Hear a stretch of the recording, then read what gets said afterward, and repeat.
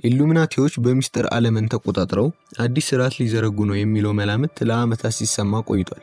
የዚህ ሐሳብ መነሻ በአውሮፓውያኑ 1960ዎቹ የነበረ ልብ ወለድ ክስተት ነው። ጀርመን የነበረው ኢሉሚናንት ኢራ ወይም የእውቀት ብርሃን ዘመን ከኢሉሚናቲ መነሻ ጋር ይተሳሰራል። ባቫሪያን የሚባል ሚስጥራዊ ስብስብ ነበር። ይህም እንደ አውሮፓውያን አቆጣጠር በ1776 ነበር የተጀመረው። የተማሩ ሰዎች ተሰብስበው ሃይማኖታዊ ስርዓትና መዋቅርን ይነቅፉ ነበር። ፍሪሜሰን እንደተባለው ሌላ ሚስጥራዊ ቡድን ሁሉ ኢሉሚናቲም ተራማጅ ተደርገው ይወሰዳሉ። ወግ አጥባቂና ክርስቲያኒቲዎች ግን አልተቀበሏቸውም። ለተወሰነ ጊዜ ጠፍተው በ1960ዎቹ ዳግመኛ አንሰራርተዋል። ኢሉሚናቲዎች መነሻቸው ከየት ነው? ዓለምንስ በሚስጥር ይቆጣጠራሉ? ሰላም ውድ የኢትዮጵያ ዴሊ ተመልካቾች፣ እናንተን ይመጥናሉ ብታውቋቸው ይጠቅማሉ ያልናቸው መረጃዎች ይዘን መተናል። እንደተለመደው ላይክ፣ ሼር እንዲሁም ለቻናሉ አዲስ ሆናችሁ ቻናሉን ሰብስክራይብ በማድረግ ቤተሰብ እንድትሆኑ በአክብሮት ስንጠይቅ ወደ ዕለቱ መረጃ እንሄዳለን። አሁን ላይ ኢሉሚናንቲ ከባቫሪያን ሚስጥራዊ ቡድን እንደሚለይ በኢሉሚናንቲ ላይ ጥናት የሰራው ዴቪድ ብራምዌል ይናገራል። በምስራቃዊ ፍልስፍና የሚመራው ከተለመደው ባህላዊ አካሄድ የሚጻረር ንቅናቄ በምዕራቡ ዓለም የተስፋፋበት ወቅት ነበር። በወቅቱ ፕሪንሲፒያ ዲስኮሪዲያ የሚል መጽሐፍ ታተመ። መንግስት አልባ ስርዓት የሚነቀንቁ ሰዎች ኤሪስ የምትባል የቀውስ አምላክን እንደሚያመልኩ ልቦለዱ ያትታል። ማህበራዊ ነውጥ ከማስነሳት የሚፈልግ ቡድንን ህይወት ያስቃኛል። መጽሐፍን ካዘጋጁት መካከል አንዱ ሮበርት አንቶን ዊልሰን ነበር። ዓለም አምባገነን ሆናለች፣ ቁጥጥር ተንክሯል ብሎ ስለሚያስብ ማህበራዊ ነውጥ በማስነሳት ለውጥ እንዲመጣ ይሻል። መገናኛ ብዙሃንን በመጠቀም ታዋቂ ባህልን በመገዳደር ሐሰተኛ መረጃ በማሰራጨት ለውጥ እንዲመጣ ያምን ነበር ሲል በኢሉሚናንቲ ላይ ጥናት የሰራው ዴቪድ ብራምዌል ይናገራል። ጸሐፊው ከሌላ ወዳጁ ጋር በመሆን ፕሌይቦይ መጽሐፍ ላይ ከአንባቢያኑ የተላኩ ናቸው ያላቸውን ሐሰተኛ ደብዳቤዎች ያተሙ ነበር። ደብዳቤዎቹ ኢሉሚናንቲ ስለተባለው ሚስጥራዊ ቡድን መኖሩን ይገልጻል። ሰዎቹ የሚያነቡትና የሚሰሙት ምን ያህል እውነተኛ እንደሆነ እንዲጠራጠሩ የማድረግ መንገድ ነበር። ብዙዎቹ ስለ ኢሉሚናንቲዎች መኖር ማመን ጀመሩ።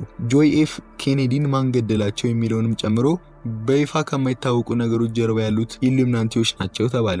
ወሬው እንዲሰራጭ ምክንያት የሆነው መጽሐፍ ተቀባይነት በማግኘቱ ዩናይትድ ኪንግደም ሊቨርፑል ውስጥ ቲያትር ሆነ። በ1975 ኢሉሚናንቲ ሆኖ ጌም ለመጫወት የሚሆን ካርድ ሲታተም ከቡድኑ ጋር በተለምዶ የሚተሳሰሩ ምስሎች ታዋቂ ሆኑ። አሁን ላይ ጄቪ እና ቢዮንሲ ጨምሮ በርካታ ታዋቂ ሰዎች ኢሉሚናንቲ ናቸው ተብሎ ይታመናል። 3 ማዕዘን ያለው ቅርጽ በመስራት መድረክ ላይ ሲያሳዩ ይስተዋላል። ነገሩ እውነት እንዳልሆነ ቢታወቅም አሁን ድረስ ከ1960ዎቹ የተነሳው የሴራ ትንታኔ ዘልቋል። ኦርቻን በተባለው በሬዲት ድረገጾች የሴራ ትንታኔው በስፋት ይሰራጫል። በ2015 በአሜሪካ በተሰራ ጥናት ግማሽ የሀገሪቱ ሕዝብ ቢያንስ በአንድ ሴራ ትንታኔ ያምናል።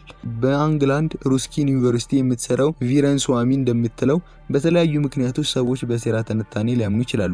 አንዳች አይነት የስነ ልቦና ጤና መዛባት እንዳለባቸው መላምት የሚያስቀምጡ ባለሙያዎች አሉ። ሌሎች ባለሙያዎች ደግሞ በራስ መተማመንን የሚሸረሽር እውነታን ከመቀበል ይልቅ ቀላል ምላሽ ወይም ማብራሪያ የሴራ ትንታኔን ሰዎች ሊመርጡ እንደሚችሉ ይናገራሉ። የተማሩ ሰዎች በሴራ ትንታኔ እንደሚያምኑ በቅርቡ የተሰራ ጥናት ይጠቁማል። ባለሙያ እንደምትለው በደቡብ እስያ ሀገራት የሴራ ትንታኔ ህዝብ ለመቆጣጠር በመንግስት ጥቅም ላይ ይውላል።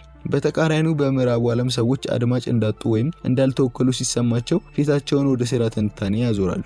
እንደ ዶናልድ ትራምፕ ያሉ መሪዎች የሴራ ትንታኔን ሲያቀነቅኑ ይሰማል። ባራክ ኦባማ አሜሪካ አልተወለዱም የሚለውና ጆ ባይደን ያሸነፉት ምርጫ ተጭበርብሯል የሚለው እንደ ምሳሌነት ማንሳት ይቻላል። በሴራ ትንታኔ የሚያምኑ ሰዎች መደበኛ መገናኛ ብዙሃንን የማመን እድላቸው ውስን ነው። ለዘረኛ ለመጤጠልና ለአክራሪ ሳቢዎች ይጋለጣሉ ስትል ባለሙያዋ ታስረዳለች። ትራምፕ በልሂቃን የተገፉ ሰዎች ውክልና እንደሚሰጡ ሲናገሩ ይደመጣሉ። በኢሉሚናንቲ ላይ ጥናት የሰራው ዴቪድ ብራምዌል እንደሚለው በ1960ዎቹ በጻፈው መጽሐፉ ኢሉሚናንቲን ዳግመኛ የቀሰቀሰው ሰው አሁን የሴራ ትንታኔው እጅግ መስፋፋቱን ሲያይ ሊደነቅና ሊደሰትም ይችላል። ሐሰተኛ መረጃን የመዋጋት ዘመቻ መስፋፋት እንዲሁም ማህበራዊ ሚዲያ የሚደግፈው መረጃ ሁሌም እውነት እንዳልሆነ የማሳክ ንቅናቄ ማደግ እንደ ኢሉሚናንቲ ያሉ የሴራ ትንታኔዎች ያከስሙ ይሆናል ብለው ባለሙያዎቹ ይገምታሉ። የኢሉሚናንቲ መነሻ ሐሳቡ ከ200 ዓመት በላይ ያስቆጥሯል። ሲስተር አና የምትሰራው ከጎቲክ ቤተክርስቲያን ፊት ለፊት ነው። ወደ አካባቢው ከፈረንሳይ ከዩናይትድ ኪንግደም እና ከሌሎች ሀገራት ሰዎች ለስብሰባ እንደሚሄዱ ብታውቅም የት እንደሚካሄድ በግልጽ መረጃ የላትም። በቤተክርስቲያን መጽሐፍ መደብር ውስጥ የምትሰራው ሲስተር አና በባቫሪያን የኢሉሚናንቲ ስብሰባ እንደሚደረግ ሰምታለች። ኢንጎስትላንድ ከተማ የኢሉሚናንቲ መነሻ ቢሆንም ሚስጥራዊ ስብሰባ የመደረጉ ነገር ከእውነቱ የራቀ ነው። በአውሮፓውያኑ በ1776 በኢንጎስትላንድ ዩኒቨርሲቲ የህግ መምህሩ አዳም ዌስሻፑት ኢሉሚናንቲን ፈጠረ። የንግግር የንግግር ነጻነት ያለበት የልሂቃን ስብሰባ እንዲሆን ነበር ሐሳቡ። ከፍሪሜንሰን የሚስጥራዊ ቡድን በተጨማሪ የፈረንሳይ ፈላስፋዎችም ተጽዕኖ አሳድረውበታል። ሃይማኖታዊ ቡድን ሳይሆን ነጻ አስተሳሰብ የሚስተጋባበት ቡድን መፍጠር ዓላማው ተደርጎ ተነሳ። ሃይማኖታዊ ሐሳቤ ዋነኛ በሆነበት ከተማ ነጻ አስተሳሰብ ማራመድ ቀላል አልነበረም።